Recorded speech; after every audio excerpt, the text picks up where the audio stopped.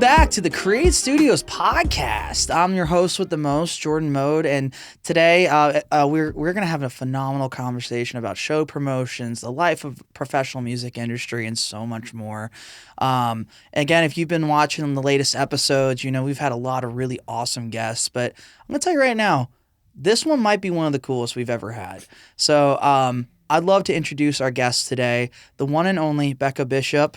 She is a concert promoter, digital marketing strategist, really does everything in the live music industry, I should say.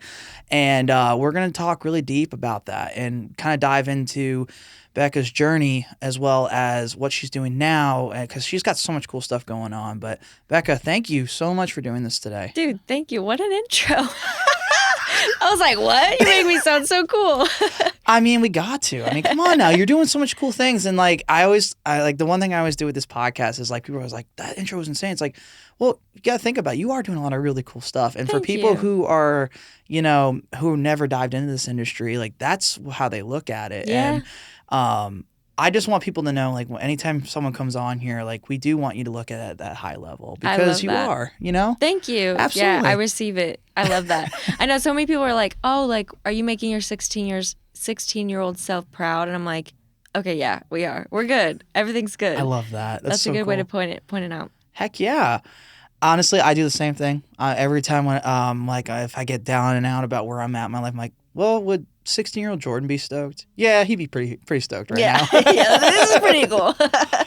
Becca, I know we just met, and I'm so excited to hear about your journey and your story because I know you're a Full Sail grad, and, you know, I just want to learn about everything about you. So, like, let's start from the beginning, Becca. So, like, what got you into music, and, like, what made you want to pursue it? Yeah, so I grew up in Indiana, not too much going on, but I grew up in a town that Axl Rose grew up in. Oh, wow. And then also a big Christian artist grew up there too. And I was like, cool, I want to do it, but I'm a girl. And there was like a lot of that like stereotypical stuff of like, you're going to get married after high school. And I was like, absolutely not. Like, we're going to do a career thing. Yeah.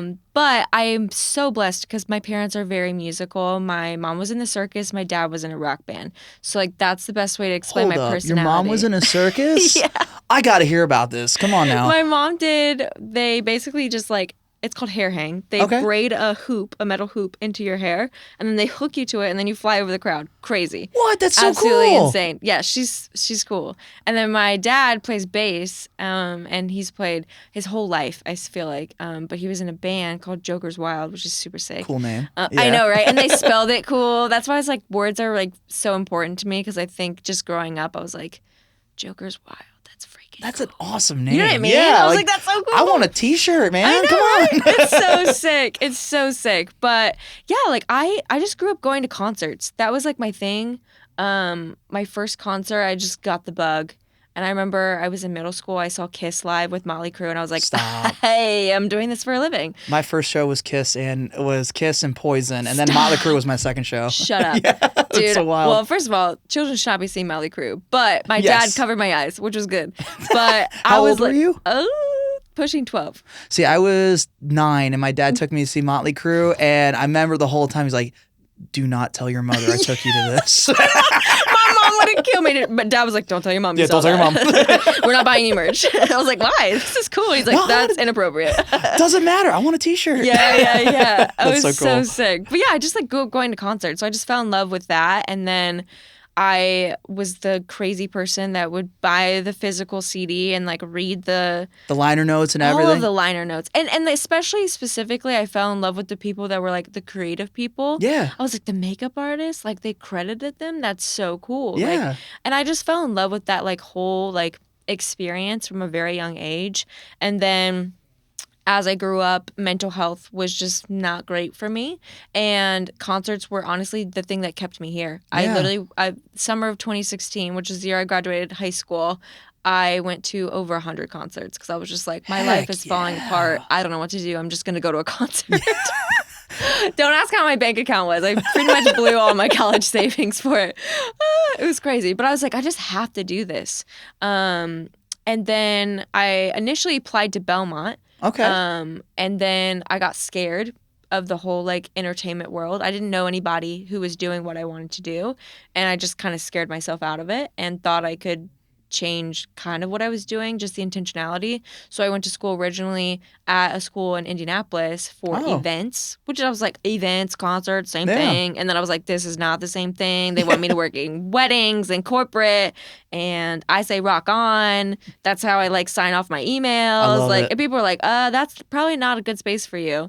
So basically had a midlife crisis and packed my bags, moved to Florida, and I went to Full Sail because I was like, this is the place for me. So what was the driving force with Full Sail? Like, you're like, you know what, that's where I want to be. Was like, because we have a lot of Full Sail grads who come on here, and it's always so interesting to hear. Like, for me, I was watching Top Gun one day, and I was like, I was watching the documentary, and Steve Stevens, who played the anthem, was like, yeah, if you're not in sync licensing, what are you doing as a musician? I'm like, that's what I want to do, and pursued it. But what was it for you that was like drove you to Full Sail? Man, first of all, the intentionality with it. I am a no BS person. Love it. So I did not want to take Greek mythology or chemistry. I'm trying to blow up an artist. You know what I mean? I'm trying to throw cool concerts. Yeah. I'm trying to like do cool things. And I'm not going to sit in a chemistry class or a biology class or a calculus class. I don't need that. And if I need math, I'm going to hire it out because that's just or learn to delegate. Learn to delegate. That's what you're going to learn today. But yeah, I just kind of like fell in love with the intentionality of Full Sail. It was just an easy yes. I toured so many schools, and there was some with chalkboards, and I was like, listen, if you're still using chalkboards, I don't trust that you know anything in the industry. Facts. And then actually, it was funny because I did a behind-the-scenes tour, and Leslie was doing it, and I just talked with him for like 3 seconds. It wasn't even that long, and he was like, what's the backup plan? And I was like, there is no backup plan. He goes, welcome home. And I was like, yes. I literally have chills even thinking about it because I was like, wait, that's so true. And I think that's what I loved the most about Full Sail is like everybody I talked to, there was no backup plan. And not to like crap on any other school, but like most of the people that I know, like they have a backup plan in the back of their head. And I'm like, no, this is it. You can't have a backup plan in the music industry. No, I couldn't agree more. And just for anyone why she pointed was because Leslie Brathwaite is literally like 5 feet over there doing a class on a mix breakdown right now. Which is such so a great. wild world right now. It's so weird. There's so many things where I'm like, why am I here? And how did this happen? You know what I mean? Why am I in a Walmart at doing a podcast?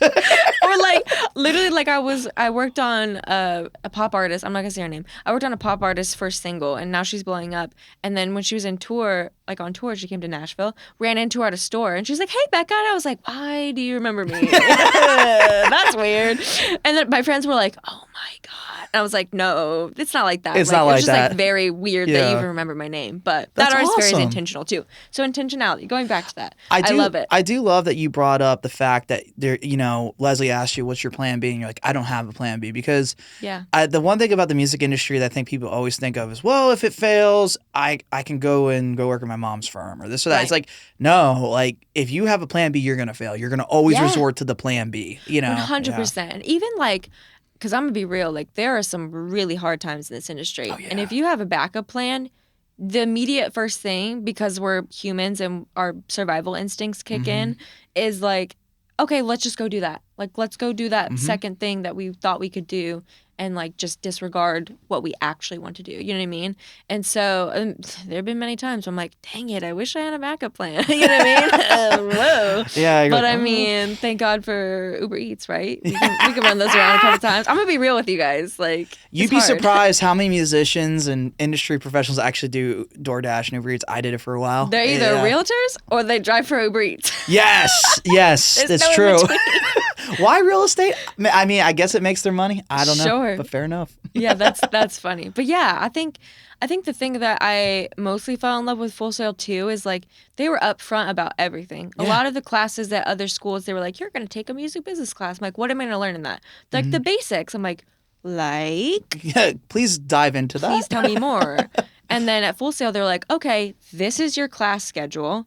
This is what you're going to learn about. Yeah. These are your professors unless they decide to quit. And I was like, wait, this is sick. Because I would like talk to like, and rest in peace to Jerry, but he was my tour and live entertainment class teacher, professor. And he was so sick. Like I met him like week 2. Yeah. And we became buddies. And then when I had him in class, he's like, I feel like I've already had you in class. I was like, like easy A, you know what I mean? I love that. But it was like such a good class because I was like, wow, like who would have ever thought that like at a school, at least in my little head, I was like, I would have never had this experience to be able to bond with professors and like go to lunch with them and learn from them. Like, what are you currently doing? Like, I had like a professor working on SZA stuff while I was going to school. Like, that's insane.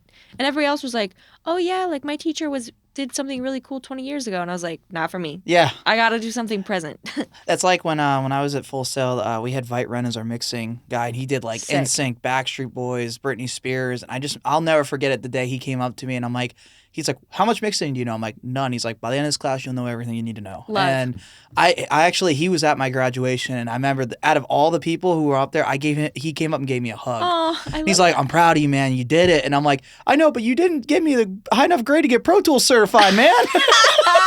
I got to always knock on that, but it was so funny. That's so real. Yeah, dude, that's so funny. At least you had a graduation. That's right, because you graduated in COVID time, right? December 2020. Well, so let's dive into that a bit. So, like, Full Sail obviously was an amazing experience for you. You learned so much, but like graduating in COVID, what was that like? And getting into the industry in COVID, like let's dive into that. Yeah, it was terrible. I'm not gonna lie to you.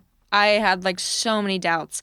A lot of my peers, they were like, hey, I'm just going to get a part-time job because this is going to pass. And like, I'm just going to part-time job, full-time job. And then I'll try to get in the industry. And I was like, absolutely not. I'm not doing that because I worked so hard to get that here. degree. Yeah. And I was like, again, no backup plan. And I was like, if I have to drive Uber Eats, if I have to get a part-time job on top of what I'm doing, so be it. But basically, I had an internship right out of Full Sail. I had one during Full Sail. They tell you not to do it because it keeps you busy, but I did it anyways. I'm sorry, it's true. But it was such a cool opportunity. But who needs sleep? You know what I mean? I was like, John Phillips, you're not listening, right? Yeah, cover your ears on that one. I still graduated valedictorian, top of the class. We were good. Heck yeah. Yeah, I was Let's like, go. well, if we're doing it, we're doing it right. You know? Exactly. And so, yeah, I kind of like had a midlife crisis, went to Disney World because it was open for some reason. And I was masked up to a T, but I was like, I feel like this is going to heal me. And then I went to the beach, and then I had the holidays, came back, and I just sat with myself, and I was like, all right, what are we doing? And I had an internship. It was not a good opportunity for me. It just was kind of a negative space. And I was like, oh my God, this is how the entertainment industry is. This is what everybody warned to me about. Like, oh my God, that everybody was right. This was a waste of time. So I politely let that opportunity go in the middle of what my internship would have been. Sure. And I was like, okay, I know what I'm doing. I know what I'm doing. Not to the fullest extent, but I can at least start. Yeah. So I did the crazy thing, and I started an artist management company right off the bat. And I already had 2 clients. One of them is actually Full Sail grad as well, Fido Espinola. Okay. Super talented artist. I mean, and I learned so much about the Latin scene from him. And I don't speak fluent Spanish, so I was like really grinding and trying to learn everything. So with Latin music, I know that's a whole different monster, and a lot of people don't know that. And like, what was like your experience when you first dove into it? Like, was it like, oh my gosh, this is like it's literally its own entity? Yeah, like what was it like? It totally was. So I'm like a rock girly. So like I have most of my mindset based off of the rock industry, and the Latin scene is very family oriented and correlated with like really strong values. Like if you're going to be a good person, you're going to thrive in this specific genre. And so that's why, like, first of all, Bad Bunny doing Super Bowl, when I saw that, I was like screaming from the rooftops. I was like, let's go. I love you know Bad what I mean? Bunny, yeah. It's so sick. And I met so many people, and I was like, listen, I don't know what I'm doing, but I'm trying my best. And also, I don't speak Spanish, so I had like a translator helping me, which she was so helpful. And we were able to do some really cool sync opportunities with him, really grow like his presence on social media, and just like have like a really good foundation. And then I was like, hey, I think you need somebody that, you know, can help you further. So we passed the baton. But it was so sick because I really felt like that was a great specific genre to kick off artist management, you know, role in, because everybody is there to support you.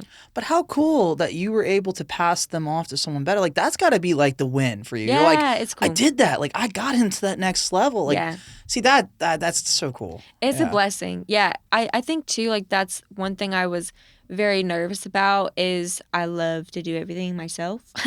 And so I was like, well, if I'm not able to help somebody, I'm going to degrade their career on accident. You know what I mean? And I hate to use that word, but like if I'm not doing the right thing, then like what's the point? You know what I mean? Agreed. No, So yeah. it's nice to be able to like, hey, I'm not the right fit anymore. Let's do it. And then I was like, whenever you're in Nashville, let's do a show. It's funny you say that because my band actually went through a horrible label breakup last year where our management just stopped doing anything for us, and they were like, Bless. they shelved us and everything. And I was like, you know what, I can do this on my own. Like, let's figure it out. And we ended up landing with another management company, which is they've been great. Great. But that's the thing. It's like you don't like. I feel like that's a great point. Is like management like they get so worried like, oh, we're not doing anything for them. We can't do anything for them, but we don't want to lose them. And it's Right. like. Yeah, but wouldn't you rather lose them and them go off and do great things because Right. you gave them the blessing and they'll honor you later with that? Yeah. Like, I feel like that's the win, not just I need them coming in so I can keep my bills paid. You Right. know? Because like, let's be real. We're not in the music industry for the money. We're just being real.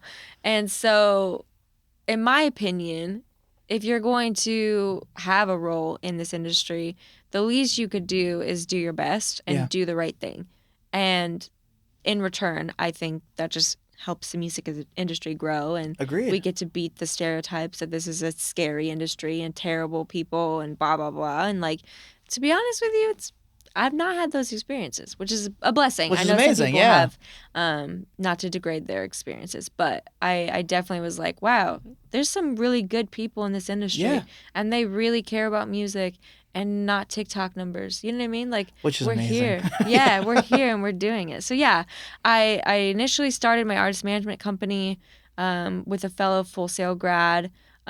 Did that for 2 years. We closed the company just to do separate things. I love live music. Yeah. And then I also do marketing for a ton of artists as well. And then I manage 2 artists as well. So like, Oh, wow. love to stay busy. But Hey, you're killing it. That's awesome. yeah, it's fun. We love ADHD. Yes. She keeps us in check.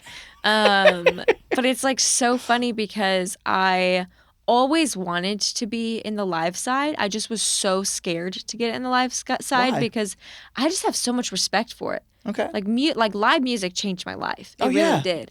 And I was worried, imposter syndrome, that I wouldn't be able to contribute what Was needed. what I believe the music industry deserves. That's fair. Which sounds insane, but like I truly value what everybody does and every single person from the janitor all the way up to make a concert happen. Like there's so many roles and there's so many people that kind of get glanced over, and I was like, oh my God, what if I forget somebody? Like, I'm just like a big picture person. I was like, what if I forget to say thank you to somebody, and like that ruins the whole experience? And so I just kind of wanted to do it in my own timing, if that Yeah. makes sense, which it turned out great because I launched Phantom 2 years ago. Phantom Presents is my show promotion company, and we've been able to kind of do the cool thing of like throwing shows but doing it the right way. That's cool. And not hurting artists, not hurting venues, not hurting anybody like that.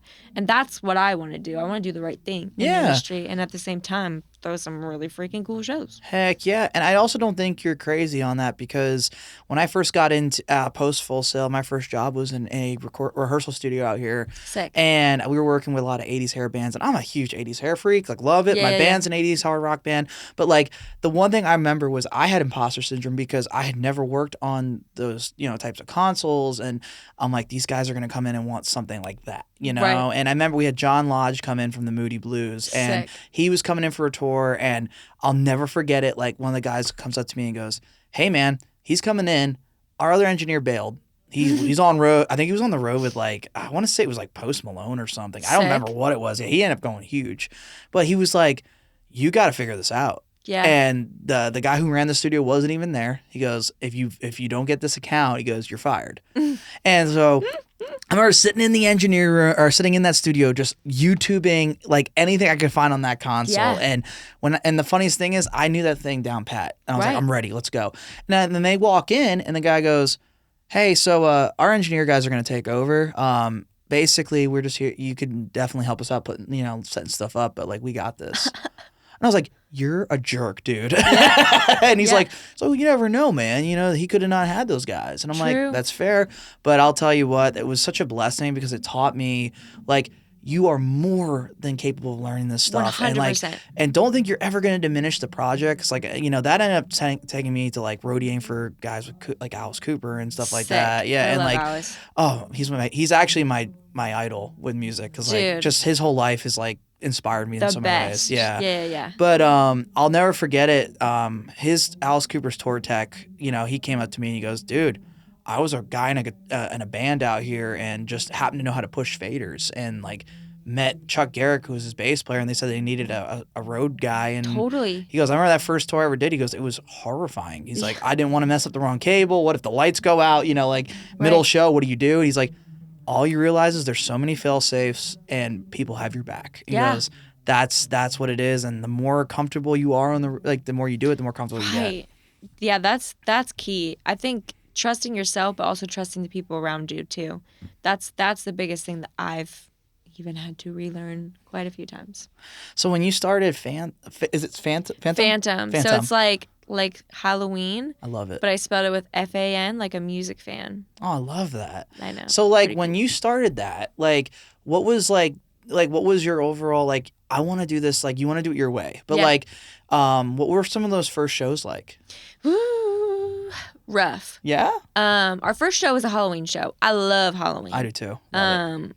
And my intention is to be the queen of Halloween in Nashville. Heck yeah. That's my intention. We're doing shows right now at a haunted house. What? Yeah, Nashville Nightmare, which That's is so sick. Cool. Yeah. And like we're just going up from here kind of thing. And the first show we did it at the end, which is like a classic. So my little rock heart was like, this is where I'm supposed to be. But it was an EDM show. Oh. Which is like crazy to do at the time in Nashville. The main reason why I started Phantom is because I was tired of seeing the same people screw over artists and venues. Mm-hmm. To be honest with you. Yeah. I was also tired of seeing the same people playing the stages. That's fair. And I was like, let's be real. Like, you're telling me you could only find these white guys every single Wednesday? Like, I don't believe you. And if so, let me introduce you to my circle. It's like, have you been to the Cobra? Like, yeah. Like, I was like, can we just like open the doors? And I learned like the real reason why Nashville's called Music City. And I was like, let's tap into that.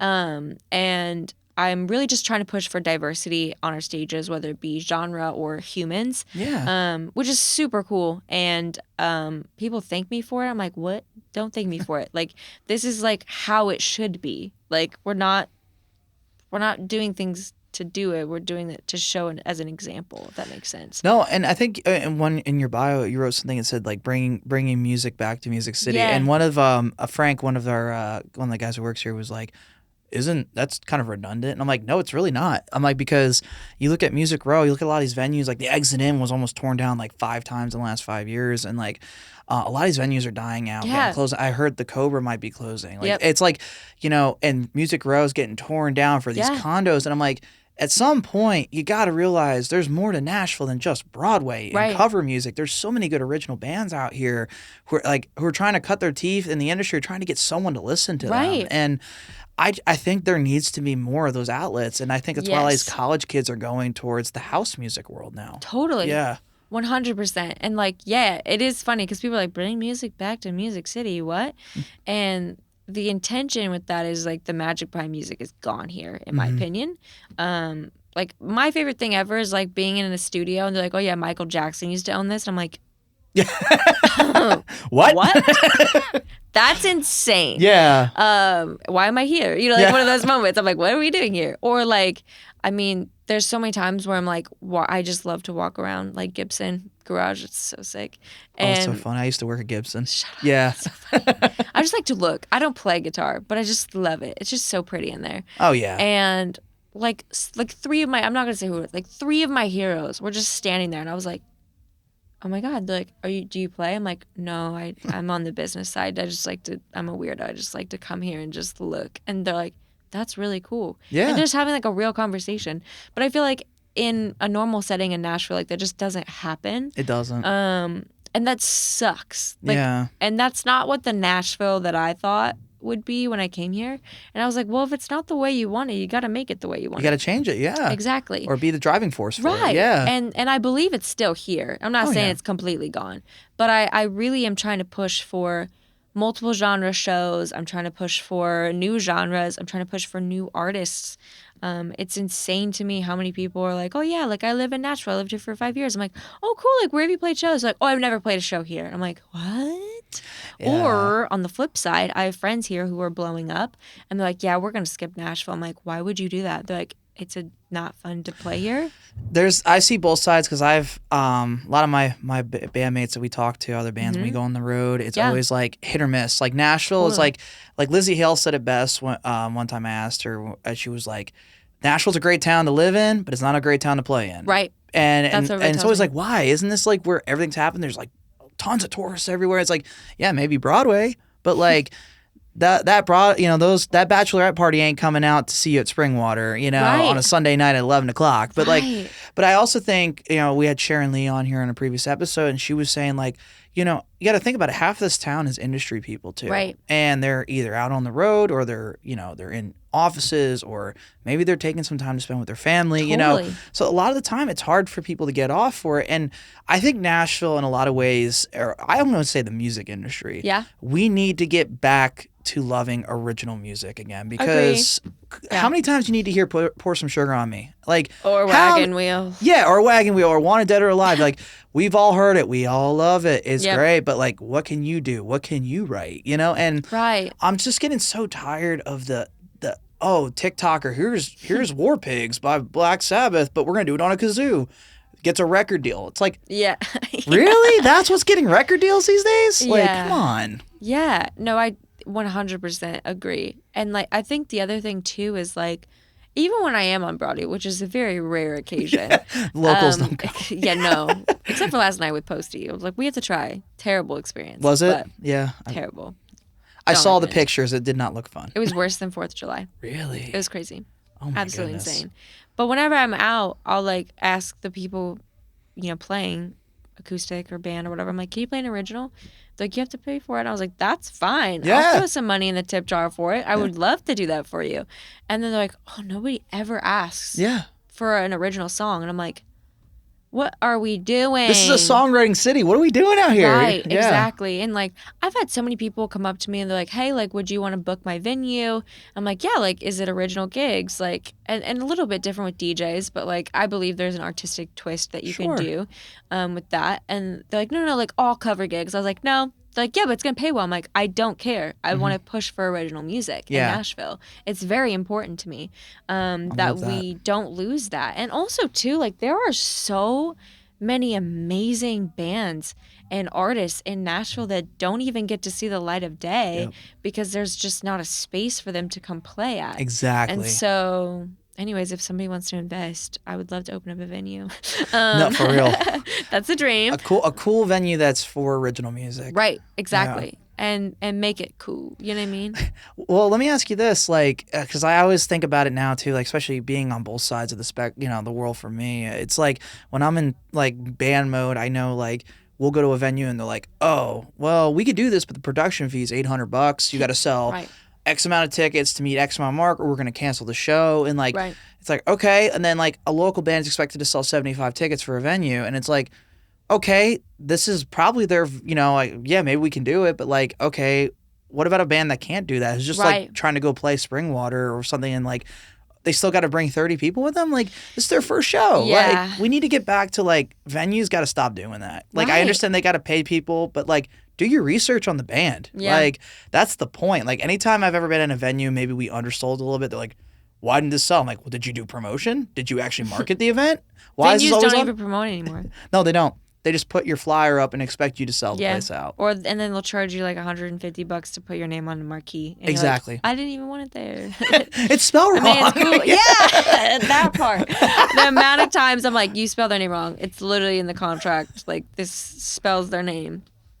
It's not hard, but it is hard. So when you're looking to work with like a band or an artist, like what are the things that you look for? Like, because I asked this to a couple episodes we had Chris Martignago on, and my biggest thing was, he talked about how like he can get like 1,000 submissions as an A&R guy. Totally. So like, and I'm like, how do you sift through that? How do you even begin? And he talked about how like there's people who want something out of you always because like sign my band, make my band famous. And it's like, but then he's like, but then there's people who like, hey, I made this song I'm really passionate about. I would love for you to hear it and just get an honest advice on it. Yep. He goes, I'm more prone to always go towards those people because they're not trying to get something out of me. Right. Like, what's your take when, you know, with Phantom, like, what do you see in, like, what do you look for in artists and bands? Maybe someone's listening to this who's like, I got to meet this person, like, show my music or, like, just hear, like, get advice from it. Yeah. Like, what do you look for in artists? So I have specific showcases that I specifically scout for, but I don't let anybody play my shows unless I've seen them live. That's cool. Because it's important to me that I know what I'm getting into, if that makes sense. Yeah. And a band could look super sick or completely different than what you thought of on, you know, TikTok, Instagram, whatever. And then when you go see them live, you're like, oh my God, this is a cooler experience than I thought. And like now I know that, hey, actually, rather than having you open, I think you should be direct support, or you know what I mean, like something like that. Like I feel like this would be a better flow, because I like all my shows to like sonically progress, in whatever way story I want to tell, kind of thing. But depending on genre, of course, I mean, first have to see them live, or like a really good video of them live, not like sitting in your basement kind of thing. And it's really loud and I want to see what you're capable of doing. And then I also really try to make sure that I find people that are excited about what they're doing, because there are so many artists, for some reason, they're hounding you to book a show, or you know, somebody asks you to do a favor, like can you throw them on a lineup, and they're good, and so you're like, sure, why not? And then they don't promote the show. Oh, I hate that at all. Yeah. And then they get mad at you when they have half the crowd size, because you know, you have people that just, I have people that come to a Phantom show because it's a Phantom show, which is that's great, a blessing. But then there's some people that are like, for the headliner, they'll just stay the whole time, or some people that just come for the opener. And then when that, you know, middle person who maybe didn't sell any tickets, because I've had that happen before, gets mad, I'm like, well, you didn't post at all. You didn't market it. You didn't event. And it's all in my contract too. Like, you got to post this amount of times, because it's just basic. To me, it's just like common knowledge. Like, if you want people to come to something, you got to talk about it. Well, yeah, but that should be like a no-brainer. Like you would think. And like I always go back to one of my buddies who shoots a lot of my music videos, and he always tells people he does artist growth and development on social media, and he's always like, if all you're posting is album covers and flyers, he goes, why the heck do I care about you? Right. He goes, I've never listened to you. I don't know what your vibe is about. He goes, I'm not going to listen to it. He goes, right. But if you're like showcasing your personality, you're showcasing what your music maybe embodies, like, you know, I'm more prone to want to listen to you. Yeah. You know, and I think that's something that more people need to kind of grasp. Like, you know, for instance, like for a while, my band struggled with social media, and it was like, well, we're kind of fun. Like, we're funny live. Like, let's just showcase more of that. Yes. Less of like the serious rock group looks, you know? Yeah. And it started to grow, and we're like, yeah, because they're seeing who you really are. Right. And I think more bands need to start jumping towards that and not, Agreed. Well, I don't want to be in front of the camera. Well, you have to. Yeah. Like unfortunately, that's just part of the job now. Yeah. And like, I explain this to my artists all the time too, whether they're the digital clients or just like management. I'm like, listen, naturally, it is so real that you think this sucks, of like having to post and talk about your music all the time, because like from a historical perspective, music wasn't meant to be sold. Exactly. It was a storytelling aspect way back. And then it was also to deliver messages. It was to help remember recipes and stuff like that. It was part of the culture. It was never meant to be sold. Agreed. When we decided to start selling it, I mean, just got crazy, and now people are complaining that Spotify doesn't pay enough and all this stuff. But I'm like, we kind of did it to ourselves. You know what I mean? Exactly. You want a convenience, and now you can't get paid on it. Right. I'm like, well, I can't win. But it's like such a real, everything that these artists are saying is totally valid, because I'm like, I wouldn't want to do that either. But it's just part of the job. And so, like you said, you have to find a way to make it fun. And like, for example, we did a show in our first year with an artist named Jack the Underdog.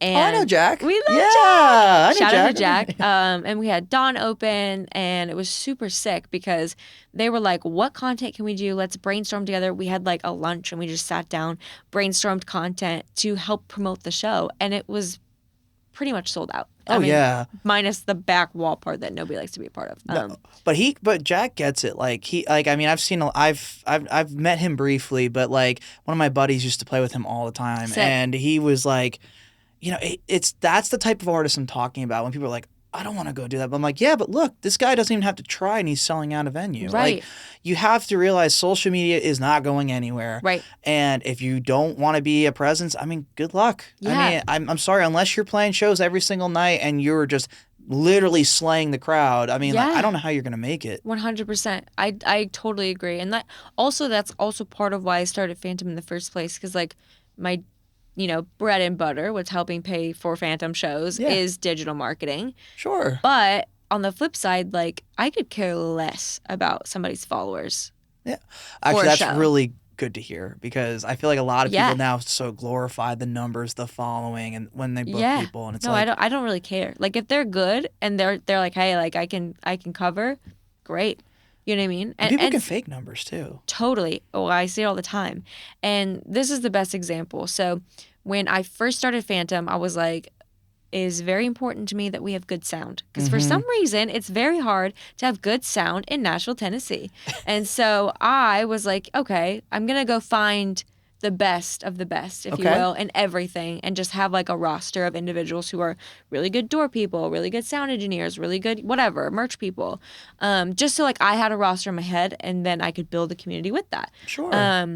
And I was at Basement, and this guy was the OG Basement. Oh yeah, was crushing it. He was making everybody sound. I mean, it was beautiful. It was the best I'd ever heard the Basement sound. Yeah. And I just was now working with him. I was like, dude, like, this is incredible. Like, I would love to get your card. He's like, oh, absolutely. And he was like in there for like a split second.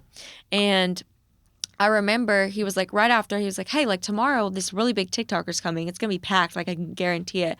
If you want to come, and then you can come see how I do that. I was like, absolutely. Yeah. And he's like, I'll just put you on the list. I was like, well, thank you. That's super nice. Thank you so much. And so I went, and this individual has a number with an M behind it. So millions of followers on TikTok, okay? I don't think there was maybe 30 people on a Friday night for their gig.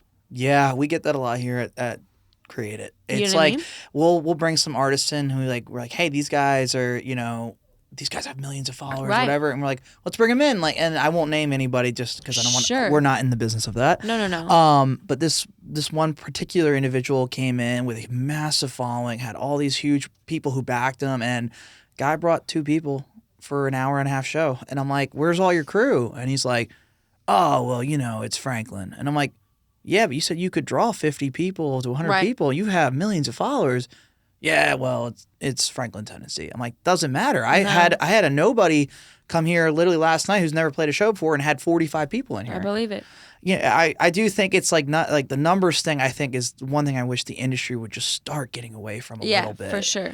Get back to the artist development. Like, yeah, just because they have 500 followers doesn't mean they're not good. It just means they don't know how to grow out of that space. 100%. Yeah. And that's exactly my point. Is like, listen, like if you have 1 million followers and you can bring people, please, let's do it. Yeah. You know what I mean? That's totally fine with me. But I also know people who have like 3,000 followers and they're like, hey, I can bring 30 people, and they do every single time I do a show with them. Yeah. And so that to me is somebody I want to work with because I get to be a part of the growth. And then someday when they're touring stadiums, I'll be like, look, we did shows with them. You know what I mean? Come hang out. Give me That's some comp super tickets. Fun. Exactly. We love a comp ticket. I love it. But then at the same time, like the individuals who don't even push a show, I'm like, well, why would I want to do another show with you? Exactly. You know what I mean? And I think there's more respect about like people who, even if you don't bring people to a show, it's like, at least if you tried and you showed you really worked it, like I would respect that. Absolutely. That's a good point too, because we've had shows that flopped. I'm gonna be real with you. Mm-hmm. We've had many shows that flopped, but that's just part of growth. Mm-hmm. And at the same time, I'm like, okay, well, this was a really good lineup. Let's look at all the things can we do better? would have made it better. Okay, well, everybody was posting about it. Okay, well, there's now 40,000 things to do in Nashville. Okay, what were we competing with? Okay, there was a direct competition show. Yeah. Literally down the street. Okay, that makes sense. You know what I mean? And sometimes I copy and paste the lineup and try again, and then it does so well. Yeah, and it's totally fine. True. There's times where I'll like my band will go play in New York, and they're like, "Hey, you got to bring or wherever it could be anywhere," and it's like you do great one time, and you're like, "Oh yeah, we posted it, and then we'll do the exact same marketing campaign. You get 5 people in the door," and it's like, and they're like, "Last time you were here, you had 30, 40 people in the door," and it's like, yeah, well, it's also a Friday night. You got Paul McCartney at Madison Square Garden. You got them over here, like. And but at the same time, there's so many factors that go into that, and I think a lot of these venues are like, well, that's on you, not me, and it's like, not really, because what did you do to promote the venue, the show? And, because I look at what was it, Alice Cooper and Judas Priest were just here in Franklin a couple nights ago, and I was supposed to go to the show, but it got rained out, and then I was coming back with my wife from Gatlinburg from our 1 year. Oh, and, it was so much fun. That's a good spot to celebrate. Oh yeah. We had a cabin, maybe not for this podcast, but we can talk about it later. But I just remember, they said it was like half full, and people were like, "Wow, this is the state of rock," and I'm like, "No, it's not. It's a Tuesday night. It was rainy, kind of cold, and like it's in, there was a lot of things going on Tuesday night. Right. It's not like you gotta factor those things too, and also 100%. Yeah, it's there's so much that goes into that.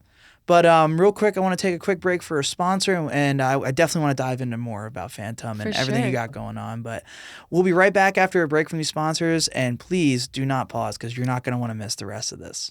All right, and welcome back to the Create Studios podcast. We're having an epic episode with Beka Bishop here, talking about everything, show promotion, digital, everything about the professional music industry. Before we dive back in, I just want to do a quick shout out to one of our sponsors, FUTUREBEAN Coffee.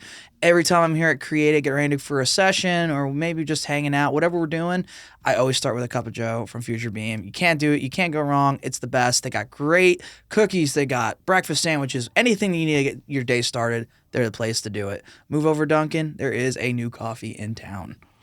But Beka, I know we've been really diving into the show world, and it's really refreshing because a lot of times, people don't really know what the show promotion world's like. Totally. And I used to do it for many, many years, and I mean, I ripped hairs out doing it. I just finally gave up. Yeah. But I think this perspective's so cool, especially for people who are trying to get into the show promotion world, because it's a monster, and a lot of people don't want to deal with it, or maybe people who do who don't do it very well. Right. But I love what you stand for. I love what you're getting. With Phantom, there's so much to dive into with that, and especially maybe for later podcasts. But for sure.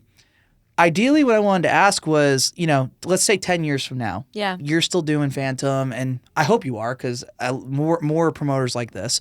But let's say Phantom's, growing. What do you see in 10 years as like your ideal goal for Phantom? I would definitely love to have a venue by then, where we can kind of construct, kind of like what we've been talking about, like the original music, but also too, like I love a good event space. Heck yeah. And I love to not have to tell people no. Because there's some venues that are like, oh, I'd love to do this. I'm like, they would never do that. Oh, yeah. You know what I mean? Like, I'm also like really big into the EDM world here. Okay. And so I'd love a venue that like we can just do pop-up raves whenever we feel like it. I think that'd be so sick. And also just like a community. I think that's like the biggest thing. I'd love to have my own festival eventually too. Where we can also do the same thing, pushing original music, but also at the same time, like, using my experiences and my network to be able to have, like, bigger artists so that way people can be like, oh, yeah, I opened up for Youngblood, and be like, that's pretty cool. Bet. You know what I mean? And so that's, like, the main thing, but, like, as far as, like, goals, but my hope is that 10 years from now that we have set a standard for diversity in Nashville, and that everybody is just doing it and not like it's not copycat. It's just like we're all pushing for diversity. I love that. People, genres, doing new things at venues, the whole thing. Because I think once we stop getting the mindset of like, oh, like this has to be done. Like it's just done. You know what I mean? Yeah. Like that I think is where our community is just gonna flourish. But yeah, I think that's like the main intentionality. We're expanding a little bit outside of Nashville too, which is sick. That's awesome. So I'm excited to see where that goes.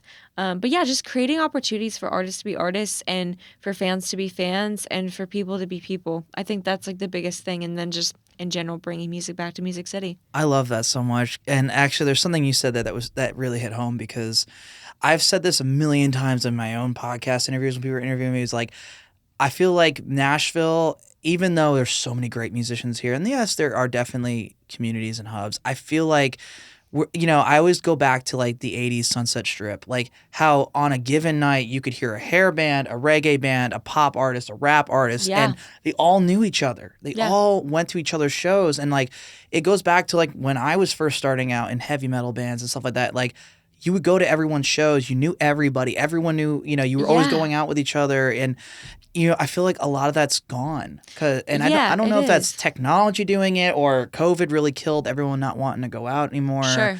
But I think that's got to return. Yeah. I love that. And at the end of the day, I think Gene Simmons said it best. There's always room at the table, for professionals to do this for a living. And I don't know why we don't make it a competition. Just support each other. And that's the thing too. Like, everybody's like, oh my God, there's so many promoters in town. I'm like, yeah, but like, I don't see any of them as competition. Yeah. And not to be like, oh, I'm the best, because that's not what I'm saying.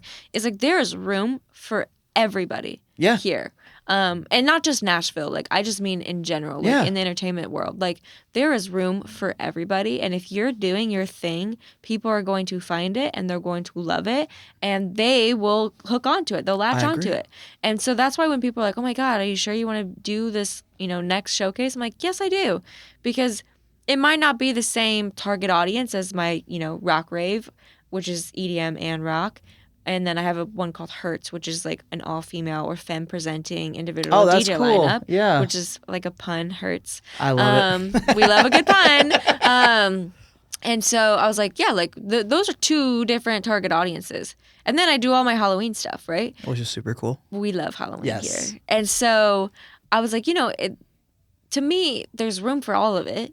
And I'm also like the type of person where they call it jack of all trades or whatever. Like, master none. Yeah. But I love to do lots of things, but I also focus on like 3 things. And I would love to have a podcast someday. Is that happening now? Heck no. I'm focusing on these 3 things. You know what I mean? So like, I just like to stay busy, I think is the funny thing about it. And finding what works too is also fun with these shows. Is like, you can have a great idea and it just doesn't stick. And you're like, why is it not sticking? You know what I mean? And then you can learn from that.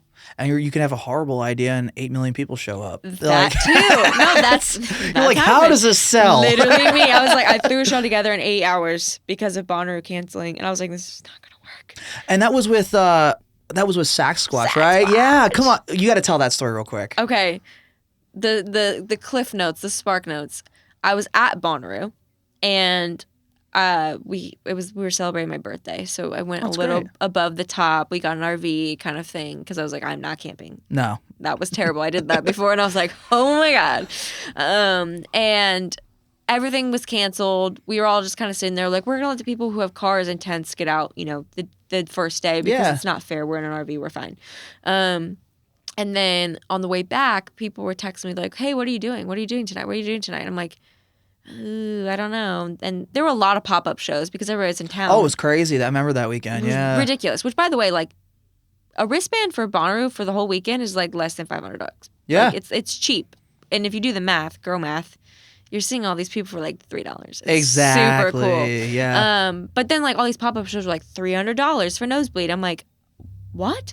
First of all, I don't got money like that. No. I just spent all this money on the wristband, and at the time, we didn't know we were getting a full refund. We just thought we were getting half. So I was like, I don't got money for that. Absolutely not. And so I was like, you know what? I'm going to throw a show together, and I don't know who's going to be there. All EDM, but I'm going to bring all my friends who have different, styles and everything like that, and keep tickets cheap. Literally cheap, and I mean that cheap. $15. Oh, that's so. If you show me you were at Bonnaroo, wristband, proof of purchase, $10. Amazing. Ridiculous, right? Yeah. I was like, I'm not making any money off this. This is just for the people. And then I like set up the lineup minus the headliner, And I posted it. This is so cocky, but I posted it and I was like, secret headliner coming soon. I had no idea who it was going to be. I really didn't. I'm being so real. I was like, it's just going to work out. I don't know how. So that's a gamble. It was crazy. By the way, I pulled off on the side of the road and made the graphic for the show at a local McDonald's. There it is. I love it. And planned the whole show on the highway. That's so cool. Ridiculous. And I was like, you know what? And one of my friends was like, like, I'm just worried that you're not going to get a return. I was like, I don't care about return. I'm just here to do the right thing. And then he was like, well, why don't you like just at least try to get somebody big? And I was like, because I don't got money like that. Yeah. Just because they're in town doesn't mean they're going to do a favor. You know what I mean? And I don't know people like that yet. Yeah. And so at least for this current lineup that we had, and lo and behold, I was just DMing people. All like the C-level, B-level artists that I knew I could probably finagle, a deal with. And the biggest one answered, which was Sasquatch. And I was like, hello? What the heck? And basically, we planned the show in 8 hours. And by the time we announced Sasquatch, there was an hour until doors. So I literally, by the way, if you've never been to Bonnaroo, no showers. Yeah. And so you're kind of yucky, which is so fun. So I went home, showered, because I was like, I'm disgusting. And literally walked into the venue, set up the sound system, and people were already at the door. And I was like, oh my God, I didn't eat today. You know what I mean? I was like, God, oh no, like all these things. And I was like, oh my God, what are we going to do? And then there were a lot of people at the door. And I was like, okay, cool. This is cool. This is great. But I was like, who knows? And then this girl, she goes, I saw this post on Reddit, and I was like, oh my God, this is gonna be huge. You know what I mean? Because like I'm not a Reddit girly, but I know if something pops off on Reddit, you're gonna be just fine. No, I couldn't agree more. Yeah. Beka, thank you again so much for being on this, and we're so happy to have you here. Likewise. And that'll wrap up today's episode of the Create Studios podcast. If you ever want to come in and like check out the studio, see where we record this, or come in for a session, we're in the heart of Franklin, Tennessee at your local Walmart, believe it or not. And also we're here every day from 11 to 10. Always got something going on in the lobby. And honestly, if you're a creative who's looking for their next step, come talk with us. We'd love to see how we can help you and partner up with you in your journey and where we can take you. Till next time, thank you again so much for joining us, and we'll see you then.